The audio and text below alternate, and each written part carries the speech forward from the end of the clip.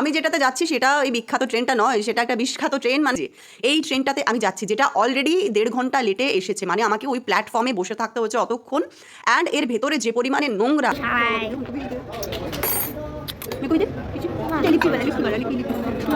এইটা আমি বানিয়েছি স্পেশাল ভিডিও। এই যে কাকাকে দেখা যাচ্ছে,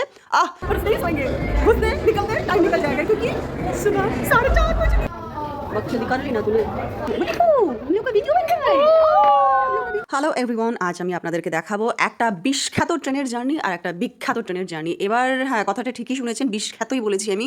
একটা বিখ্যাত বলেছি আর একটা বিখ্যাত বলেছি। কেন বলেছি এটাই ভিডিওটা দেখতে দেখতে আপনারা বুঝতে পারবেন। মানে এই জার্নিটাতে আমাকে যে পরিমাণে মানে নিচোড় কর লে লিয়া মুঝে, মানে আমি কি বলবো, আমার নিজেকে পরের দিন স্টেশনে চেনার উপায় ছিল না। আমি নিজেকে ভাবছিলাম এটা আমি তো অ্যাটলিস্ট একটু চিনতে অসুবিধা হচ্ছিল, আপনাদেরও চিনতে অসুবিধা হবে, দেখতে থাকুন। বাই দ্য ওয়ে, প্রথম আমার বিখ্যাত ট্রেনের জার্নিটা দেখায়, যে ট্রেনের খাবার আবার খুব ভীষণভাবে বিখ্যাত। ঠিক আছে, মানে খাবারটা দেখলে মানে ট্রেনটা বিখ্যাত কিন্তু খাবারগুলো বিখ্যাতই, যারা যারা খেয়েছে তারা তারা বলতে পারবে। হ্যাঁ, এক্স্যাক্টলি ঠিকই ধরেছেন, সেই বিখ্যাত ট্রেনটা হচ্ছে বন্দে ভারত, যেটাতে আমি এনজেপি টু হাওড়া যাচ্ছি। এটা আমার লাইফের ফার্স্ট এক্সপিরিয়েন্স বন্দে ভারতে। এর আগে আমি কখনো বন্দে ভারতে চড়িনি। অ্যাকচুয়ালি আমার ট্রেনে চড়ার এক্সপিরিয়েন্সটা বড় হওয়ার পরে একটু কমই আছে। আর একা জার্নি করলে তো আমি কখনোই প্রেফার করি না যে আমি ট্রেন জার্নি করবো, বাট এবার আমার কাছে কোনো অপশন ছিল না। আর কেন ছিল না সেটাই ভিডিওটা দেখতে দেখতে লাস্টলি সবাই জানতে পারবে যে কেন ছিল না। তো এটা হচ্ছে ট্রেনের ভেতরটা, যেটা আমি ফার্স্ট টাইম এক্সপিরিয়েন্স করছি। এটা চেয়ার কার সেটা আমি আগে থেকেই জানতাম, অ্যান্ড টিকিট করার সময় জানতাম, ইভেন আগে থেকেও জানতাম। আর জার্নি করার সময় যেটা সব থেকে ভালো লেগেছে, ট্রেনটা যখন ছেড়েছে না, ওই যে শুরুতে একটি সূর্য দেখা যাচ্ছে কোনায়, ওই সূর্যটা দেখতে এত সুন্দর লাগছিল যে আমি ক্যাপচার না করে থাকতে পারিনি। অ্যান্ড দেন খাবার চলে আসলো। খাবারে আমি আপনাদেরকে দেখাচ্ছি যে এখানে স্ন্যাক্স দেওয়া হয়েছে। প্রথমে বসার পরে 1 ঘন্টার ভেতরে প্রথমে জলের বোতল দিয়েছিল, দেন এই স্ন্যাক্সগুলো দিয়েছে। এই যে যেগুলো আপনারা দেখতে পাচ্ছেন, একটা হচ্ছে পপকর্ন আছে, একটা হচ্ছে ওই মিক্সচার টাইপের আছে, একটা ওই রিয়েলের ফ্লেভার জুস যেগুলো হয় ওগুলো আছে, একটা চায় পাত্তি টাইপের আছে। বাট এর মধ্যে আমার সবথেকে যেটা ভালো লেগেছে সেটা হচ্ছে যে এই পপকর্নটা, ঠিক আছে, এটা টেস্টি ছিল, ক্যারামেলাইজ ছিল, সুইট ছিল। অ্যান্ড যেটা আরেকটু ভালো লেগেছে সেটা হচ্ছে চায়টা, এই জিঞ্জার চায়টা না, মানে একটা স্যাশে কেটে টোটালি ভেতরে দিয়ে দিতে হয়। অ্যান্ড এটা আমার ভীষণ টেস্টি লেগেছে। আর এখানে ভেতরে একটা স্ক্রিন দেওয়া আছে যেখানে নেক্সট স্টেশন দেখানো হয় অ্যান্ড কোন স্পিডে গাড়ি চলছে সেটা দেখানো হয়। দেন এসেছিল ডিনার, অ্যান্ড ডিনারটা বিখ্যাত ট্রেন হলে হবে কি, ডিনারটা পুরো বিখ্যাত ছিল। এত জঘন্য খাবার, মানে সেই ট্রেনের খাবার সবাই বোঝে আর কি।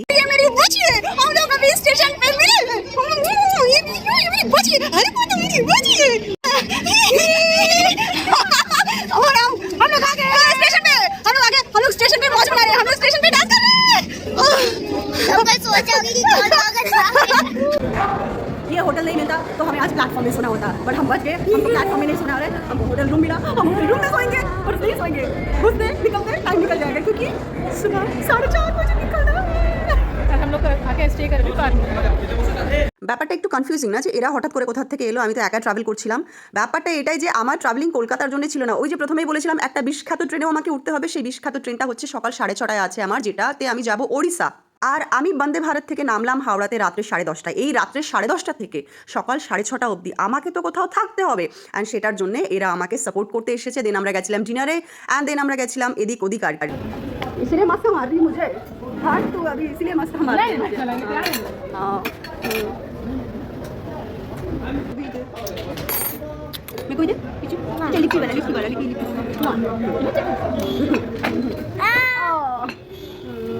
এই যে আমি সেই বিখ্যাত ট্রেনটা ধরার জন্য সকালবেলা 5:30 থেকে স্টেশনে বসে রয়েছি। আর আমার সামনে এখন প্ল্যাটফর্মে লেগে রয়েছে বন্দে ভারত, যেটা কিনা ওই কোথায় যাবে আমি জানি না এক্স্যাক্টলি কোথায় যাচ্ছে, বাট আমি এই বন্দে ভারতে যাচ্ছি না।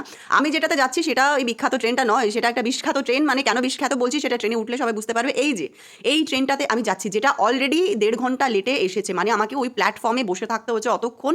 অ্যান্ড এর ভেতরে যে পরিমাণে নোংরা, আমি এত নোংরা ট্রেন, মানে আমার লাইফ হেল হয়ে গেছে এটাতে উঠে। এই যে বিখ্যাত একখানা ট্রেন, এটার নাম হচ্ছে ইস্পাত। আর আমার চেহারা দেখে বোঝা যাচ্ছে যে এই 2 দিনের জার্নিতে আমার কি হাল। হ্যাঁ, আমি এসেছি বার্গার রোড স্টেশনে, এখানে আমি নেমেছি। এখানে আমি কেন এসেছি এত কষ্ট করে জার্নিতে, কারণ আমার বন্ধুর বিয়ে, আর বন্ধুর বিয়ে তো স্কিপ করা যায় না। হ্যাঁ, এইটা আমি বানিয়েছি স্পেশাল ভিডিও। এই যে কাকাকে দেখা যাচ্ছে, কাকার চলন বলন ঢলন কি দারুণ লেগেছে আমার। বসে বসে আমি কাকাকে এনজয় করছিলাম আর কি, মানে কাকাকে, মানে কাকার এই স্টাইল, মানে লাইফ কত হেল হতে পারে। কাকা আবার ফোনে কাকে ঝাড়নও দিচ্ছিল, ঠিক আছে, ফোন করে। কাকা নিজে হিলতে পারছে না কিন্তু কাকা ঝাড়ন আছে, ঝাড়নে মানে আর কি বলবো। দেন আমি চলে এসেছি হোটেলে। এই হোটেলে আমি থাকছি অ্যান্ড এটা হচ্ছে হোটেলের রিসেপশনটা। এই জায়গাটা খুব একটা বড় নয়, একটা ছোট্ট জায়গা। তার মধ্যে আমার বন্ধু চেষ্টা করেছে যতটা ভালোভাবে আমাকে রাখা যায়। অ্যান্ড এটা হচ্ছে সেই হোটেলটা যেখানে আমি রয়েছি। হোটেলের বাইরের দিকটা এটা। এখানে একটা হুক্কা বার আছে, যদিও আমি হুক্কা বারে যাবো না, বাট স্টিল দেখিয়ে দিচ্ছি। এই যে ছোট্ট করে একটা গ্রিনারিতে ভরা ছোট্ট একটা হোটেল। তেমন তামঝাম কিছু নেই এখানে, সেরকম তামঝামওয়ালা হোটেলও নয়। বাট হ্যাঁ, ঠিক আছে, কমফর্ট আছে, স্টে করছি, ঠিকই আছে, অসুবিধা হচ্ছে না।